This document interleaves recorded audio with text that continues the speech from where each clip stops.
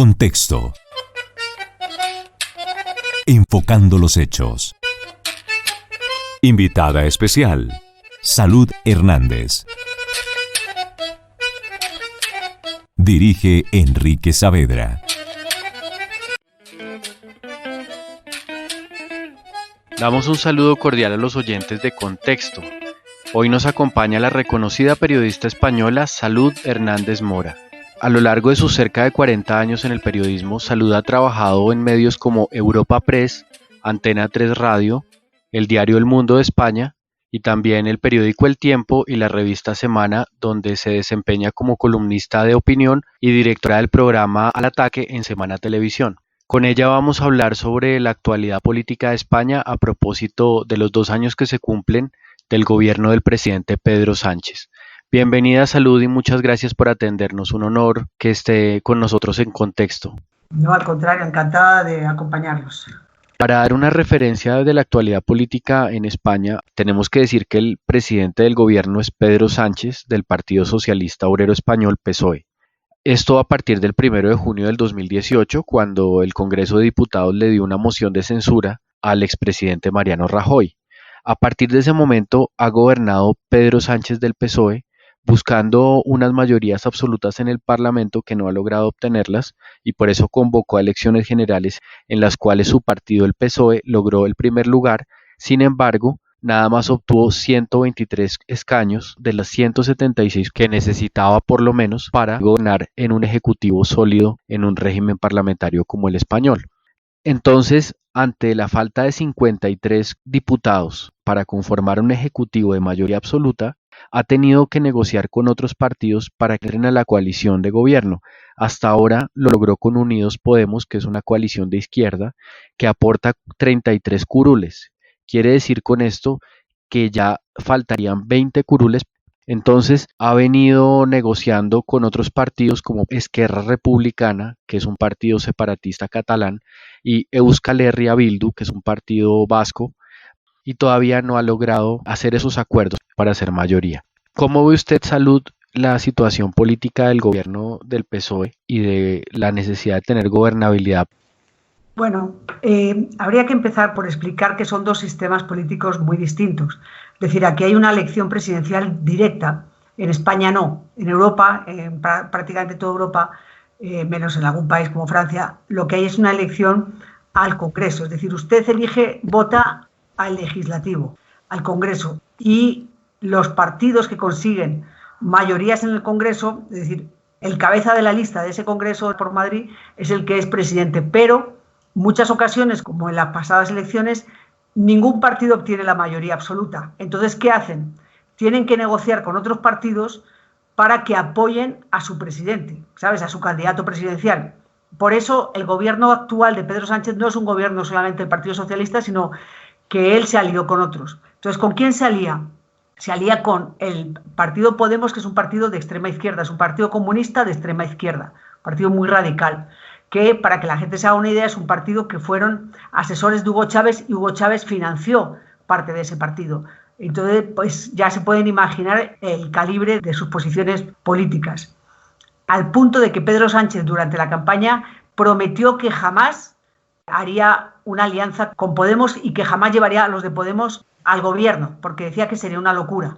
Y aún así negoció con ellos y ahora uno de los de Podemos es vicepresidente y tienen varios ministerios. Para que se haga una idea, el vicepresidente Pablo Iglesias, que es la cabeza de Podemos, metió a su mujer de ministra, porque ellos sí pueden, ellos no tienen ningún obstáculo. Entonces, su esposa es ministra de un ministerio de estos inventados por la izquierda que le encanta, que se llama Ministerio de la Igualdad.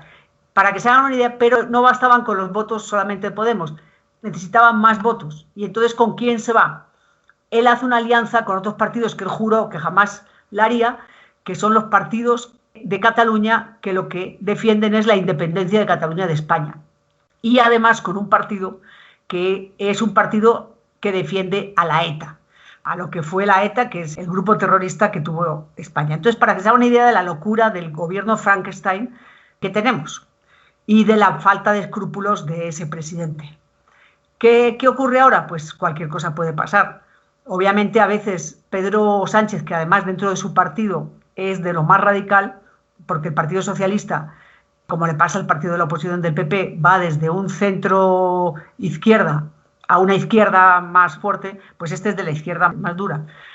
Entonces, bueno, pues ellos tienen unas políticas completamente estatistas que lo único que van a hacer es condenar a España a pasar todavía un desierto más largo, porque las cifras de desempleo que se pronostican son del 30%, y luego pues ellos creen que para generar empleo lo que hay que hacer es generar empleo público. Y para que se hagan una idea, mientras Mariano Rajoy tenía un gobierno con 13 ministerios, Pedro Sánchez tiene un gobierno con 22 ministerios, para que se hagan una idea. Es decir, el gobierno de la derecha tenía 13 y este gobierno de ultraizquierda tiene 22.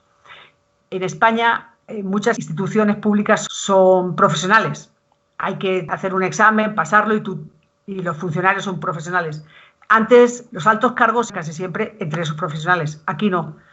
Pedro Sánchez, el gobierno anterior tenía 30, este tiene 90 asesores.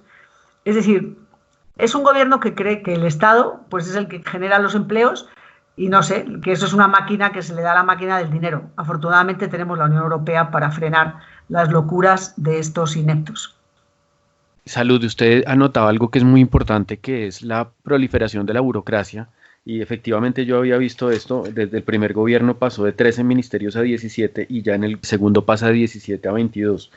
Y uno observa, leyendo la prensa española, que de todas maneras su gabinete no es un gabinete totalmente del PSOE, ni es un gabinete de coalición de PSOE y Podemos, sino que hay voces divergentes dentro del gobierno, es decir, no representan una sola línea, que sea la línea ni del PSOE ni de la coalición, sino que hay enfrentamientos y los propios ministros admiten que hay criterios distintos al interior del gobierno. Entonces aparece una ampliación de la burocracia y también un gobierno que no se ve unitario o sólido en torno a un líder y a unas tesis. No sé si eso también lo perciben los españoles o solo uno desde acá que lee la prensa. No, eso en España es una evidencia. Obviamente, cuando tú tienes un gobierno de coalición y más cuando tú estás asociado a un partido comunista, que es increíble porque es como decir, estás asociado a un partido nazi. Es exactamente lo mismo.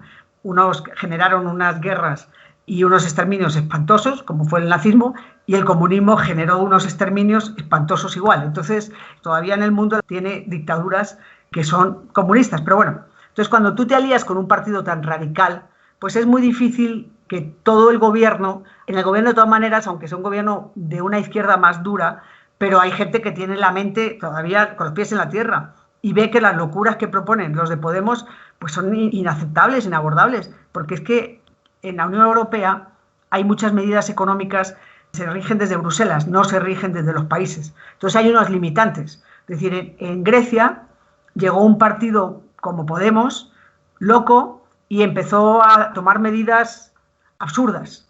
¿Qué pasa? Que como al final lo que necesitó fue el rescate de la Unión Europea le dijo, no señor, usted quiere nuestro rescate, usted quiere nuestra ayuda, pero aquí hay unas condiciones. Pasa lo mismo con el Fondo Monetario Internacional. Usted quiere despilfarrar, perfecto, pero aquí despilfarre con su dinero, con el nuestro, no. Entonces, hay unos problemas dentro del gobierno porque saben que muchas de esas medidas que proponen los extremistas de Podemos, pues la Unión Europea no las va a aceptar. Entonces, usted puede en su casa despilfarrar lo que le dé la gana, pero si yo le voy a prestar a usted, yo ya pongo mis condiciones. Y eso es lo que pasa en Europa con la Unión Europea. No se puede hacer siempre todo lo que a uno le da la gana, y más cuando uno utiliza fondos de rescate de otros países. En consonancia con lo que usted decía, Salud, de la línea ideológica de Podemos, y son unos proyectos dentro del acuerdo que se hizo entre Pedro Sánchez y Pablo Iglesias de política pública en materia de feminismo y en materia de profundizar en nuevos modelos de familia.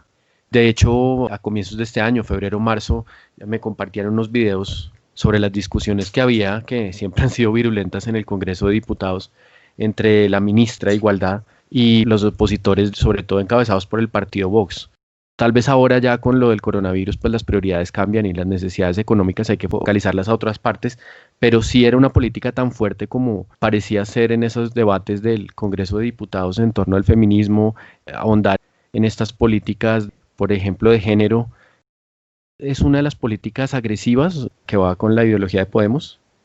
Es que ellos llegaron al extremo, porque no es ante Vox, también el Partido Popular y otros partidos como Ciudadanos. Ellos llegaron al extremo de decir que es que los hijos no le pertenecían a los padres. Si usted recuerda, eso es lo que decía Hugo Chávez. Exactamente lo mismo que dijo Hugo Chávez en un momento, que los hijos no le pertenecían a los padres, a la gente aquí se le olvidan las cosas, pero hace muchos años empezaron a haber venezolanos que mandaban a su esposa con sus hijos a Colombia, hace muchos años, antes de que llegara Maduro, cuando Hugo Chávez empezó a proclamar esa teoría. Y lo mismo decían los de Podemos, llegaron al extremo de proclamar eso, que los hijos no son de los padres sino del Estado. Pues obviamente ante unas declaraciones como esas, que luego intentan desdibujar, intentan tapar, pues uno se asusta porque se preocupa, porque ahora mismo Podemos, las posibilidades de que gobiernen en solitario son mínimas, pero como Pedro Sánchez no tiene ningún escrúpulo y su único interés es permanecer en el poder, tú no sabes hasta qué punto un día les va a permitir hacer eso, es decir, les va a permitir poner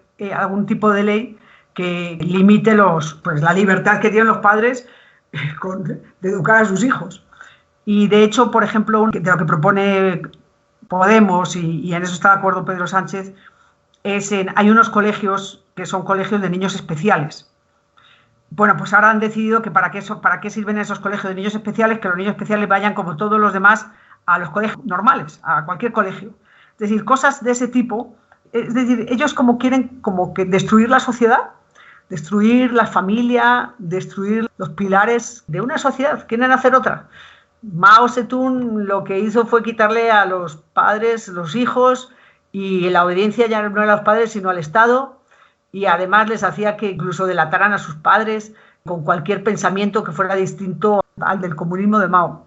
Yo cuando les oigo me recuerdan tanto a Hugo Chávez que me preocupa, pero como digo, sí, ellos llegarían a ese extremo. Usted empezaba respondiéndome sobre en Europa, en la mayoría de gobiernos, y España es uno de ellos, los estados son parlamentarios, no son como los nuestros en América Latina presidenciales, pero uno mira y hay que separar el gobierno de la administración para poder entregarle resultados y mejoramiento de la calidad de vida de las personas. Y uno ve que el gobierno tiene como una prioridad y una necesidad conformar esas mayorías, pero en cualquier momento le pueden dar una moción de censura porque no tiene la mayoría del Congreso, o sea, tiene más o menos un 40-45% de diputados, pero el resto no son todavía de su coalición. Por lo tanto, de pronto, no sé si en España alguna vez usted considere que se puede replantear este modelo parlamentario para darle más solidez y más estabilidad a la política, porque aquí uno mira que se puede empezar a dar lo que sería la transacción, digamos, al menudeo con los pequeños partidos sobre cuotas para entrar a la coalición, y pues uno sabe que un partido pequeño lo que pide son o burocracia o clientela, y a la larga eso distrae al gobierno de sus objetivos de administrar, y sobre todo en momentos delicados como los que está viviendo España ahora, ¿no?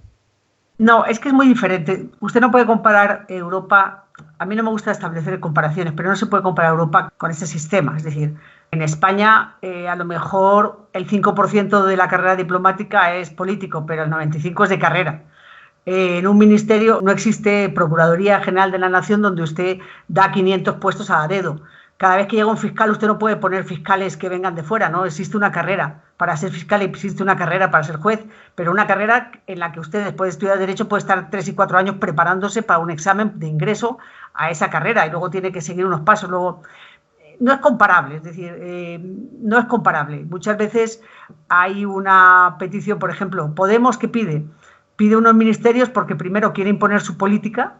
Y obviamente para imponer su política tiene que tener su ministro y tal, pero tú no puedes llegar a un ministerio y poner el 30%, no, porque es que ya hay una carrera administrativa que usted no puede quitar a esa gente. Puede poner algún que otro alto cargo que antes se nombraba muy pocos a dedo y ahora nombra más. Pero digamos que en ese sentido es distinto. Obviamente el sistema presidencialista no va con nosotros porque es un sistema muy personalista. Es decir, ya no es eso, sino es como aquí, podrías cambiar el sistema parlamentario, pero eso es complicado, tendrías que tener una mayoría absoluta, pero creo que además para cambiar temas constitucionales necesitas casi el 80%, es decir, es inviable, es que eso ni se plantea porque es inviable, ese es el sistema que rige en Europa de hace muchos años y para bien o para mal, pues es el que hay.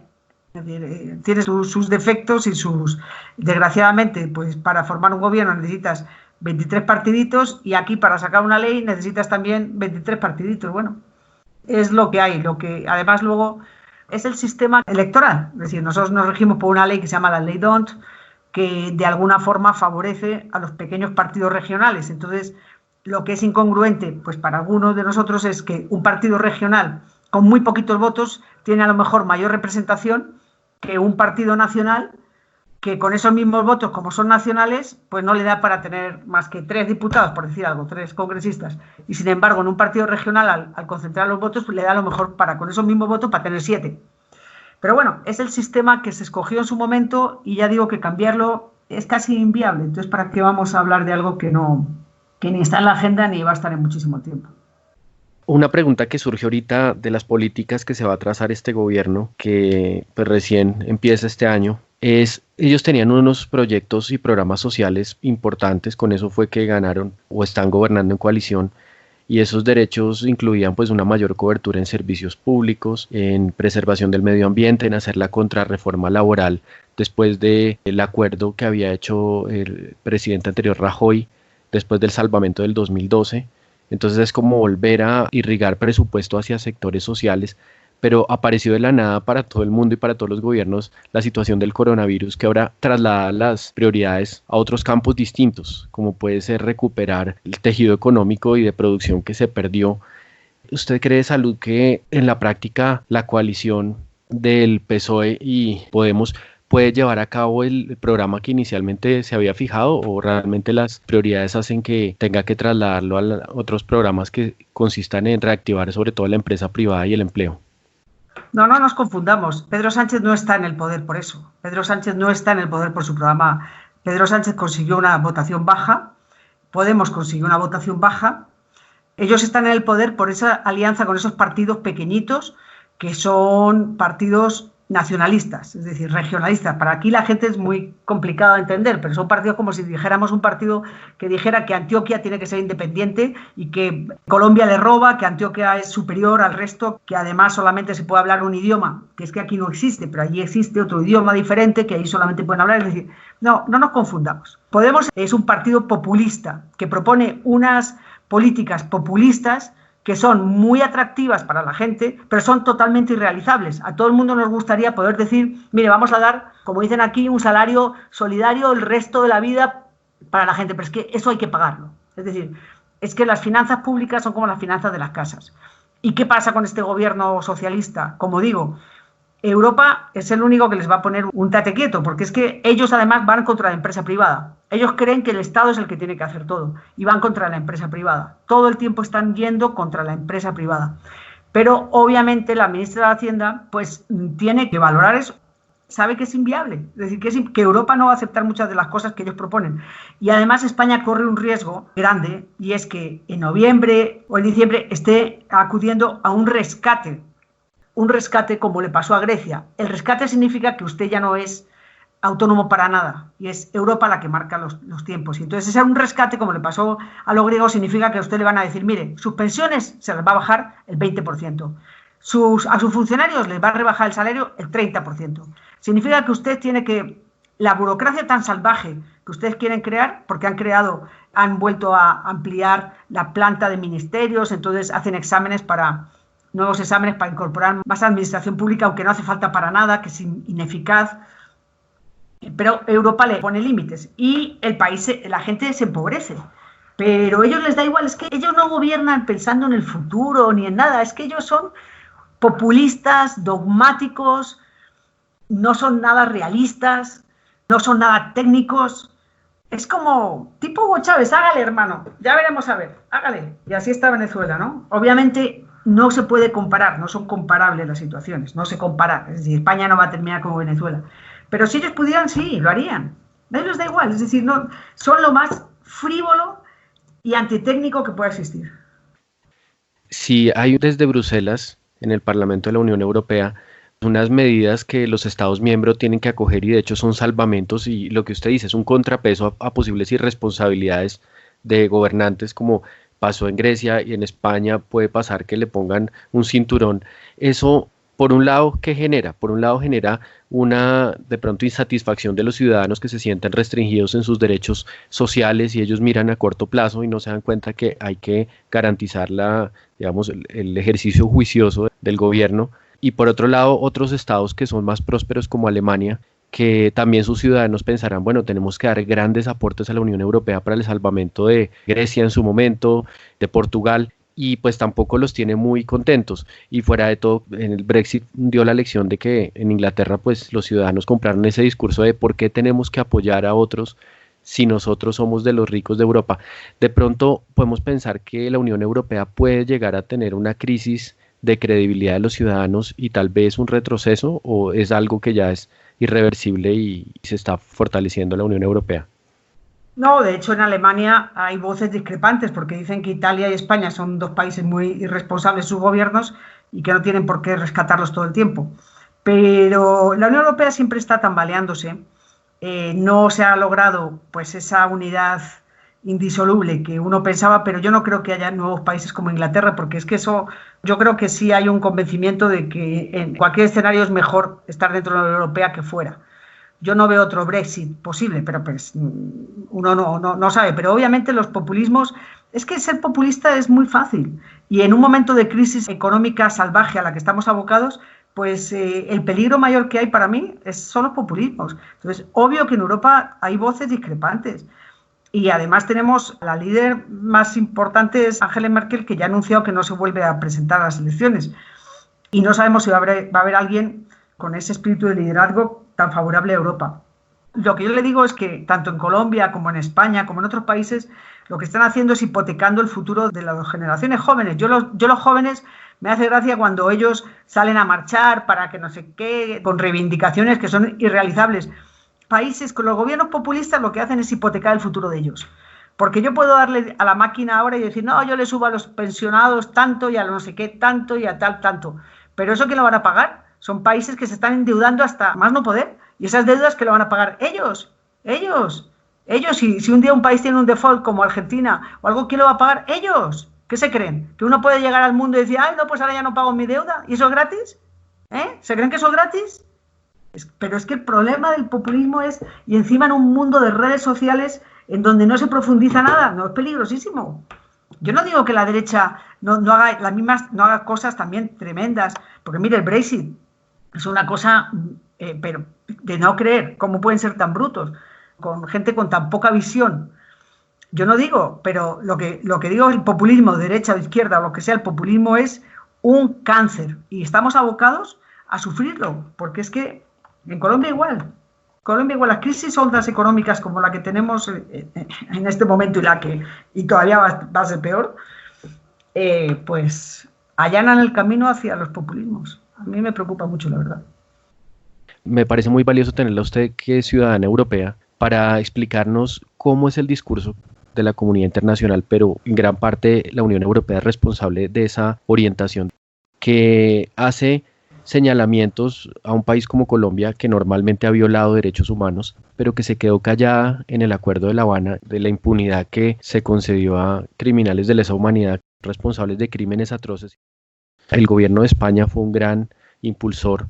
En ese momento estaba el presidente Rajoy, si no estoy mal. La Corte Penal Internacional o el fiscal que estaba siempre garantizaba que ese acuerdo iba a tener sostenibilidad.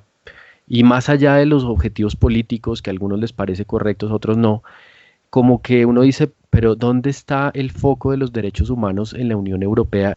¿Qué está pasando en la Unión Europea que no ven con claridad el panorama político de América Latina y del resto del mundo?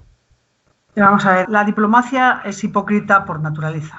Hay que tener en cuenta que cuando fue el gobierno Rajoy de derecha el que apoyó el proceso de paz, no otro gobierno, sino un gobierno de derecha. Pero es un gobierno hipócrita, como digo, por la diplomacia internacional le importa un pimiento lo que pase en Colombia. A Rajoy le interesaba tener relaciones buenas con el gobierno de Colombia y le importaba cero ser tan incoherente como que en España sería impensable algo similar con los terroristas de ETA, impensable. Para que se haga una idea la gente, algunos terroristas por una sentencia del Tribunal de Estrasburgo, que siempre son garantistas, como todo, tuvieron que soltar a presos de ETA que llevaban ya presos 23 y 24 años presos. Y se montó un escándalo en España. Porque los liberaron después, pues ya te digo, por una sentencia del Tribunal de Estrasburgo, Tribunal Europeo, y se montó película después de 23 y 24 años preso. Es decir, lo que aquí apoyaba a Europa, jamás lo hubieran permitido allí. En España, por ejemplo, jamás. Tampoco en Italia. Pero esas son las cosas, y además cuando comparan con el conflicto de Irlanda del Norte no tiene nada que ver, son conflictos históricos que hunden sus raíces en 400 años, es decir, nada que ver. Pero la diplomacia es básicamente una hipocresía. La política de todos los países son hipócritas, siempre, y tienen doble y triple moral. Es que aquí la gente se le olvida que Siria está en esa guerra por culpa de Europa y por culpa de Obama. Y la gente ¿cómo tú puedes apoyar la guerra de Irak, que fue de un para mí criminal de guerra, que fue Bush? ¿Cómo puedes invadir Irak de la manera que lo hicieron? Y luego Obama es culpable de la guerra, y Obama y los países europeos, y de la guerra de Libia, que es un país ya no es estable. No, la política la política internacional es hipócrita. Entonces, lo que te sirve para unos lados, para otro lado no te sirve. ¿Entiendes? Aquí fueron durísimos en un momento dado con Honduras, cuando hubo un semigolpe de Estado, una cosa extraña, fueron durísimos con Honduras, porque Honduras es pobre. ¿Y cuántos años no ha tardado el mundo en voltear los ojos a Venezuela? Porque Venezuela era rico, entonces tú con los ricos no te metes. No, la política internacional es hipócrita. Y Rajoy fue de lo más incoherente. Lo que aprobó aquí jamás se hubiera atrevido, jamás se hubiera atrevido en España. Como digo, después de 23 y 24 años de presos, se organizó una polémica tremenda porque los tenían que sacar. Algunos de ellos, libres. No. Hipocresía. Realismo político, sí. No, realismo. ¿Sí? Hipocresía. Hemos conversado con la periodista Salud Hernández Mora, corresponsal del diario El Mundo de España, sobre la actualidad política tanto en España como en Europa, un país que poco a poco empieza a desocupar sus centros de salud y abrir sus comercios y su economía para recuperar el empleo. Y por supuesto, lo que ocurre en el campo político y electoral trasciende la gestión pública del gobierno para resolver las necesidades de los ciudadanos. Muchísimas gracias, Salud Hernández, por estos minutos y por compartir su análisis sobre un tema tan importante. Pues nada, al contrario, encantada. A ustedes, muchas gracias, y a sus oyentes, pues un abrazo fuerte y que tengan mucha suerte. Aquí termina Contexto. Hasta la próxima.